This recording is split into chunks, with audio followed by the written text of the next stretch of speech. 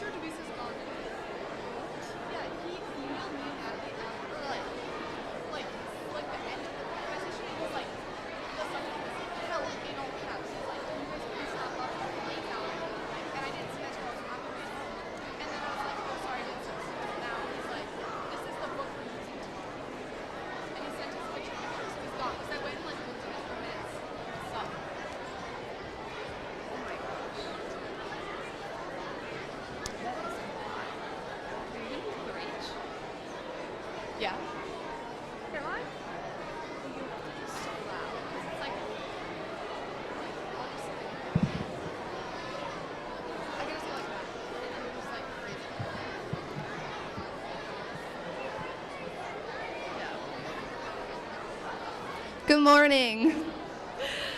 Welcome students, teachers, community members, and most importantly, the past and present members of our military. I am Ava Wallaker and will be one of your MCs for today's program. On November 11th, millions of people across our country honor the brave men and women who have served and are still serving our country today. And I am Macy Voth, also emceeing today's program. As we welcome you all here today to honor our brave men and women who have served our country, we ask that you please rise, if able, and direct your attention to the Belchester American Legion, Post 598, for the presentation of colors and our national anthem performed by the Goodhue Senior High Band under the direction of Mrs. Kimberly Lundak.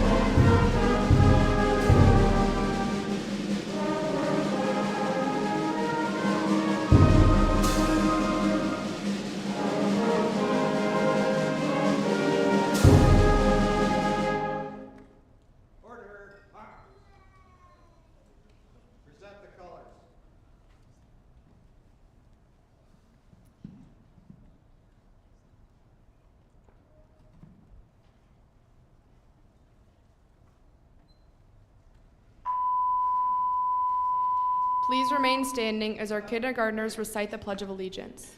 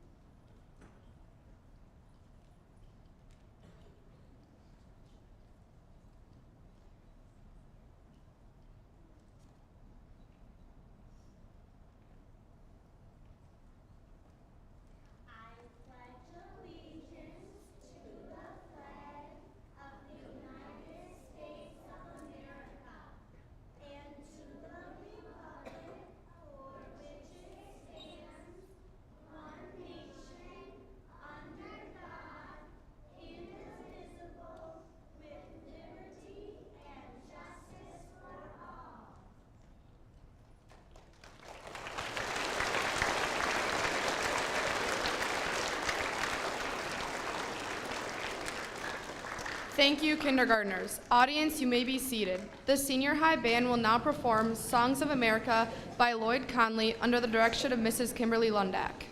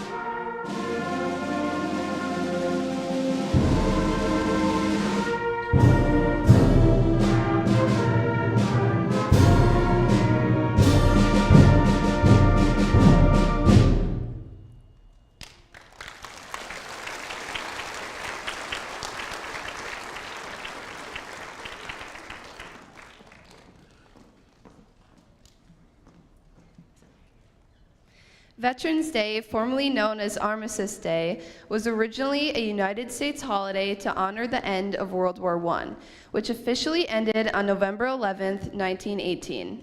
In 1954, following World War II and the Korean War, Congress voted in favor of changing Armistice Day to Veterans Day in order to honor American veterans of all wars.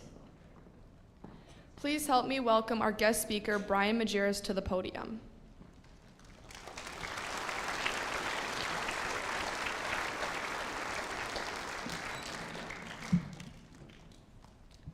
Well, good morning. It's been quite a few years since I've been in this gym. I was commenting to someone earlier that a former teacher, Greg Nixon, used to put us up on the stage and said, you've got to project all the way to those back seats so the old ladies can hear you. So I'm not sure if I need a mic, but we'll keep it going. Well, thank you for having me here today to visit with you about Gerald Haney's flag and to share the story of a Goodhue High School graduate. Don't be too shocked, but there's a quiz at the end of the day with y'all. So Mr. O'Reilly here gets to decide if you have to take the quiz or not. It's going to be his judgment call. So he's going to pay attention and make sure everyone's not falling asleep and listening closely. But we're going to have 3 questions at the end. The first question is, who has inspired you? Who inspires you? Second question is, why does a good person go to war? The third question is, what does the American flag mean to you? And now the print is so small, I got to stand over here and take this with me. So again, I'm Brian Majers from Sioux Falls, South Dakota. And with me today again is Patrick O'Reilly. Patrick, stand up, please. Because Patrick is wearing Gerald Haney's dress uniform. And we'll come back to Patrick again.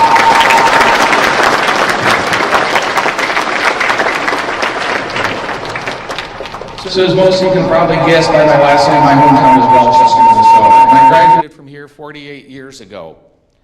And as I said, I currently live in Sioux Falls, South Dakota, and I work for an organization called The Banquet. We're an ecumenical nonprofit feeding ministry. But today I'm here to speak with you about Gerald Haney and his flag. I'm going to share the story about a World War II veteran who was born and raised right here in Goodhue. While this is a story about a particular Goodhue veteran, it really is a story that's common to so many of our World War II veterans. It's a story of just one of the millions of veterans who made a difference and have a great story to tell. So sometime, when you get the chance, ask a veteran for their story. But don't just ask for their story about when they were in the military. Ask about their story after they came out of the military, what else they've done in their life. And we're going to talk a little bit about Gerald Haney's life after he left the military. So Gerald Haney's story starts right here in Goodhue. He walked these streets. He ran down some of the same halls way back in the oldest part of the school here. He shot hoops in what I think they now call the Wildcat Den. Is that right? The old gym? He shot hoops up there. He worked on local farms, and he was raised by a single parent. Gerald Haney was a Goodhue kid, like all of you here today. But here his story begins. He was born in 1918 to William and Johanna Ryan Haney. He had 2 brothers and 4 sisters. He played basketball for the Goodhue team. He graduated from high school in 1935, that's 90 years ago. He was colorblind, and he spoke with a stutter. But he didn't let that hold him back. He was determined as a young man early in his life that he was going to become an attorney and become a public speaker. So never let anything hold you back from achieving your dreams.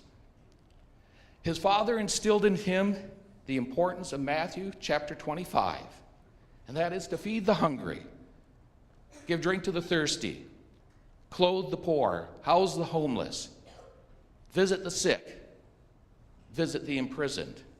He carried that throughout his career, I think through his military career and through his career after the military.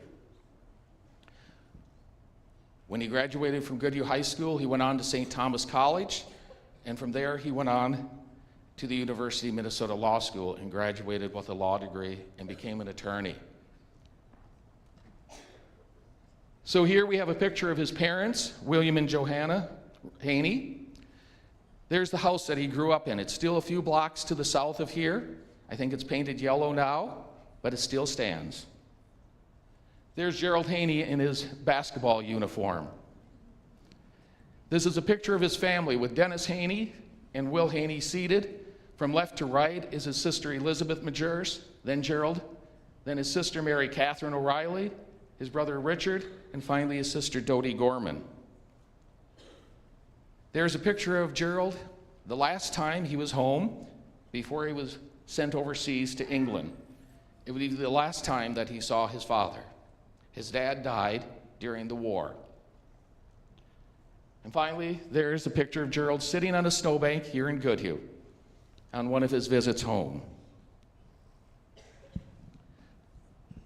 So he graduates from law school, gets his law degree, and life takes a big turn because we have Pearl Harbor, the bombing of Pearl Harbor. And everything changes for a lot of college students and young men. So after Pearl Harbor, he decides he's going to try and enlist. And he goes with his friends to enlist as a Marine.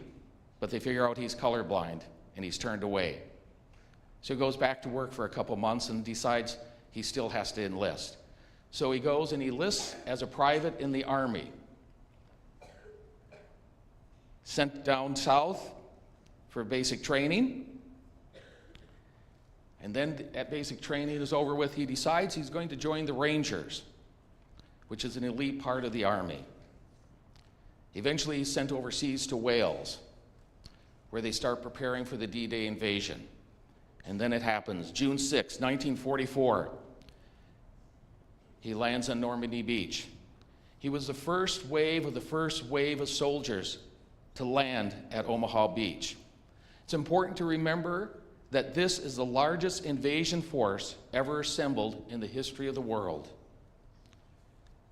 For that day, Lieutenant Haney is awarded the Silver Star. He then joined up with the regular infantry units and fought in areas such as the Corboran Peninsula, Brest, Cherbourg Peninsula, Lafray, and finally into the Hutgren Forest. For his courage in those battles, Haney was awarded a Bronze Star, a Presidential Unit Star, and 5 Battle Stars.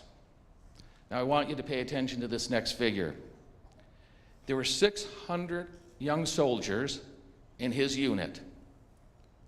At the end of the war, by the time they reached Pilsen, Czechoslovakia, there were only 3 of them who made it that far. The rest either died or were wounded. So only 3 of 600 made it to the end of the war. Judge Haney would always say he was very fortunate that he was one of those 3. So I want you to pay close attention to this map because this shows you where they land at Pointe du Hoc in Normandy, France. And the blue line takes you all the way over to Czechoslovakia, to Pilsen, Czechoslovakia. That's 1,200 miles. Now I want to relate that to you. If you think about, you're going to walk east out of Goodhue, and you're going to walk all the way to New York. That's the distance that army traveled. But they didn't just walk that. They didn't just take a hike. They had to fight each and every mile along the way, over rivers, through the forest, to finally make it to Pilsen. But of course, the story doesn't end in Pilsen. And that's the next part of the story. We're going to talk about the making of a flag. So we're at the end of the war, peace in Europe. The Americans and English had made it to Pilsen, Czechoslovakia, and the Russians had made it to Prague, Czechoslovakia. General Patton heard that the Russians were going to be parading in Prague. And so he determined that the Americans and English soldiers were going to parade in Pilsen. And he ordered the 2nd Battalion Rangers to lead that parade, to lead that victory parade, which meant they needed an American flag. Captain Haney was ordered to find a flag. And he responded back, "We don't have a flag. We haven't had a flag since D-Day." They said, "Find a flag." So he went to the other units that were in the area and he said, "Can we borrow your flag?" And they all said, "No, we want to have our flag when we're marching in the parade." So he drove into Pilsen and he started driving around Pilsen trying to find somebody who could make him a flag. And he found no one. So Haney and the driver headed into Prague, Czechoslovakia. Now remember, Prague is occupied by the Russian army at that point. So he's driving down the street, he finds a little shop. There's 2 ladies in there who run this little seamstress shop. And he says to them, "Can you make me a flag?" And they said yes. Now he was very lucky, they both spoke English because they had a brother living in Chicago. So overnight, they sewed up an American flag. At that time, there's 48 stars on that flag. They cut and stitched up 48 flags to put on a field of blue and did it overnight. So when Captain Haney showed up the next morning to pick up his flag, it was done. and he offered to pay for it, and they said no. It's our honor to make that flag for the troops that liberated Pilsen. So they have the parade. They lead the parade, and here you can sort of see with the red arrow, Judge Haney way to the right, marching. They finish the parade. He folds up the flag, puts it into his footlocker, and it comes home with him to Goodhue. But as I said, that's not the end of the story.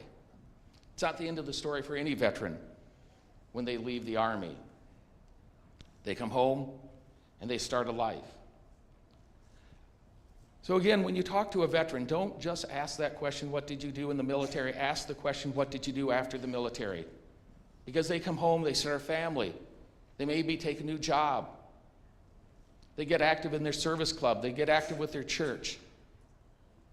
They continue to serve their community and their country. And so it was with Judge Haney. He gets married, moves to Duluth, joins a law firm. He helps establish the Duluth Race Council. He's on the Duluth Port Authority. He's on the committee to create a public television station in Duluth. He's a member of the University of Minnesota Board of Regents, and he led the effort to expand the U of M Duluth campus. And then he establishes the Duluth Townview Corporation, a nonprofit housing corporation to help low-income families have a great place to live.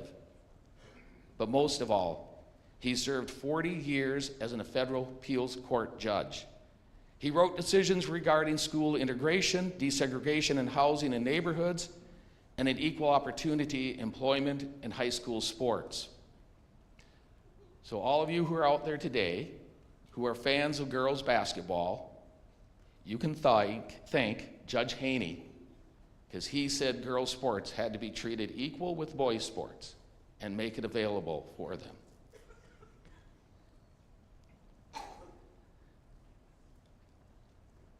"56 years with his flag." And he was at the UMD commencement speech, and he had the following to say: "As you face a world that is constantly shifting, I hope you will have the courage to embrace those changes that will benefit all humanity and reject those that divide our nation by class, race, gender, or orientation." So now, Mr. O'Reilly, it's your choice. Does everyone have to take the quiz, or are they reprieved? Mr. O'Reilly says that everybody's got to take the quiz. So here we go. Well, I'm going to answer that quiz as I think Judge Haney would have answered that quiz. And you can follow along with me and give your answers. But that first question I asked was, who inspires you? Who inspired you? In Judge Haney's opinion, it was this lady right here, Miss Marquardt. She was a teacher here in Goodhue. In interviews that he did late in his life, he said this was one of the most important people he ever knew. Now, he knew vice presidents, he knew senators, congressmen, ambassadors, governors. He met some of the most famous people of the day. But it was Miss Marquardt, he said, who inspired him to greatness. Then I asked the question, why does a good person go to war? Now, earlier I mentioned that Judge Haney had instilled into him by his father that importance to feed the hungry, give drink to the thirsty, clothe the naked, house the homeless, take care of the sick, visit the imprisoned. For him, that question is, who's my neighbor and who am I responsible for? So whether that neighbor is the next door neighbor, whether it's a farmer a mile away, or was it a minority population living in a country across the Atlantic Ocean that was being discriminated against and imprisoned, they were his neighbors. And I think that's why a good man goes to war. Whoops. And then finally I asked a question, what does the American flag mean to you? And for Judge Haney, it was this. He said the flag was his most precious possession. Now, every year on Memorial Day, that flag hung outside his house, and one year it was caught in the rain. And the red dye from the red stripes bled into the white stripes. He noted, "It seems only right, in a way, that the red stripes bled as they did, a symbolic homage to the lives lost on that beach in Normandy." So that's what the flag meant to Gerald Haney. So thank you to these veterans and to all the veterans who are with us today and who have come from Goodhue area. Thank you for allowing me to be part of your day.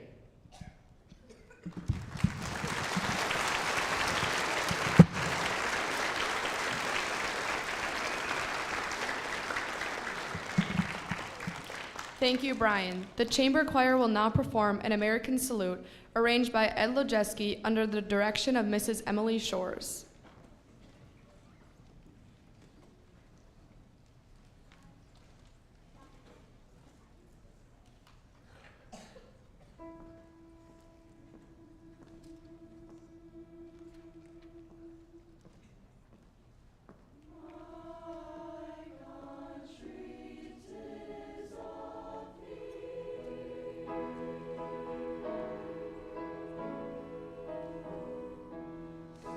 Thank you.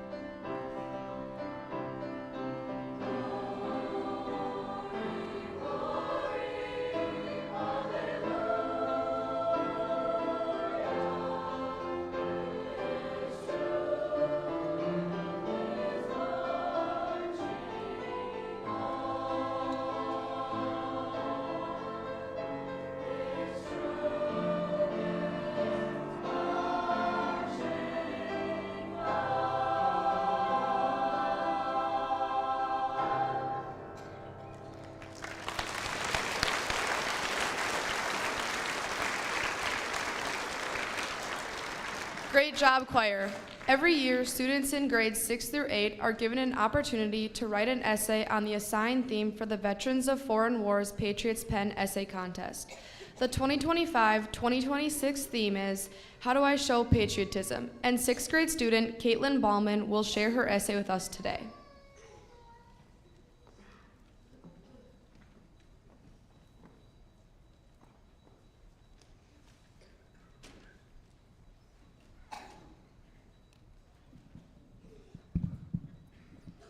Have you ever been to a sporting event and heard the national anthem play? What thoughts go through your mind? I often think of those who have served our country and sacrificed so much. I honor our service personnel and veterans who have served or are still serving by regularly saying the Pledge of Allegiance, attending Memorial Day services, and showing my gratitude for their service and sacrifice. The Pledge of Allegiance has been around since 1892. We say it every week at my school to show respect and honor for our country. In kindergarten, I had to memorize the pledge and remember to put my right hand over my heart every day because on Veterans Day, we were going to be saying it at our school's annual Veterans Day service. When we were about to say it, I started to feel nervous thinking of all the veterans and parents watching me, but I wanted the veterans to feel proud, so I got the courage to do it. Now that I think back on it, I think how honored I was for us little kids to get to say it and honor our country. Visiting the cemeteries on Memorial Day has been a family tradition for as long as I can remember. In the last 3 years, I've had the honor of participating in my local Memorial Day program by reading the history of TAPS, playing America the Beautiful on recorder, and reading an essay I wrote about D-Day for a school assignment. At the cemetery, we hear the American Legion perform a memorial service and observe a 21-gun salute. The names of the veterans buried within the cemetery are read aloud and taps is performed. This is a tradition that I hope to keep alive. On November 11th, Veterans Day gives me the opportunity to show gratitude to our living veterans and service personnel. Ways I am showing gratitude toward veterans include decorating thank you cards for veterans in the nursing home, always saying thank you to veterans I see in public, and writing letters to our service personnel currently serving overseas. These are some small ways I show appreciation. Next time you hear the national anthem, I hope you'll remember those who have died, served, and those serving now. Remembering the fallen, honoring the living, and thanking those serving are ways I show patriotism.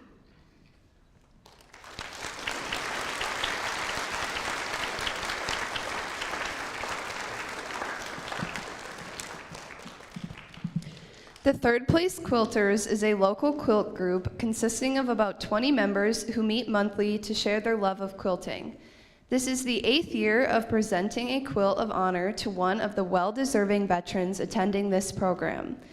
Making this quilt is a group effort and a true labor of love. It is a small token of appreciation for your service to our country. Previous winners include Harold Lynch, Richard Rash, Fred Fonslow, Rich Arndt, Dave O'Reilly, Mark Tomford, and Steve Welsher. So as to reach as many veterans as possible, previous winners are not eligible to participate in today's drawing. Thank you, veterans, for your service and sacrifice, but most of all, thank you for our freedom. The winner of the 2025 quilt is Steve O'Reilly. Congratulations.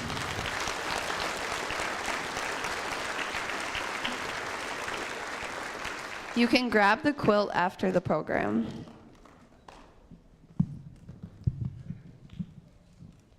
We will now recognize all of the veterans in our audience. As you are able, please stand when your name is called. If there is anyone that we missed, please stand as well.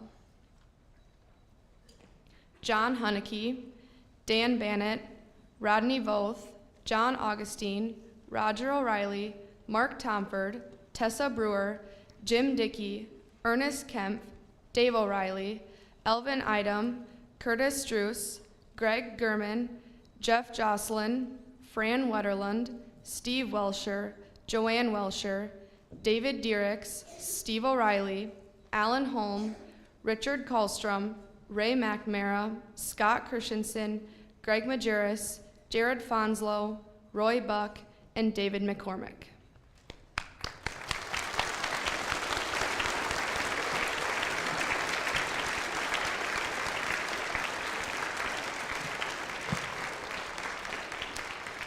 I encourage everyone here to personally thank a veteran today. Thank them for their service to our country and for the sacrifices they have made. At the conclusion of our program, we ask that all veterans, the winner of the quilt drawing, and the third-place quilters meet by the Wall of Honor for photos. Veterans will be receiving a medallion in honor of their service from the Goodhue community and school. All veterans and their families are invited to join us in the Commons area for refreshments. You are welcome to take your refreshments to go if you wish. At this time, would you please rise, as able, as the Belchester American Legion, Post 598, retires the colors.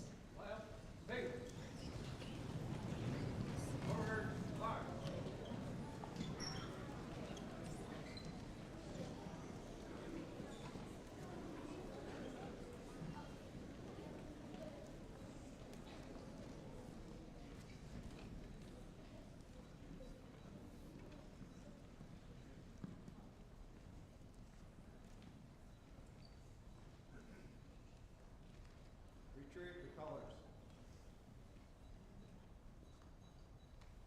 Left, face.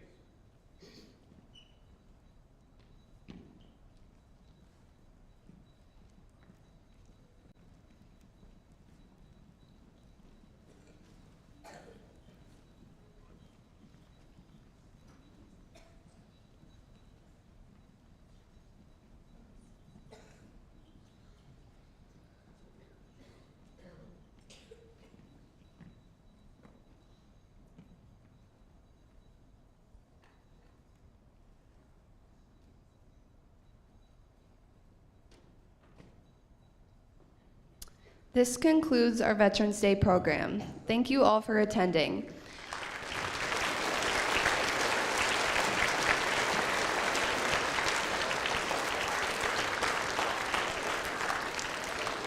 Elementary, middle, and high school students may return to class. Thank you, veterans, for your service and sacrifice, but most of all, thank you for our freedom. Let's give another round of applause to our veterans.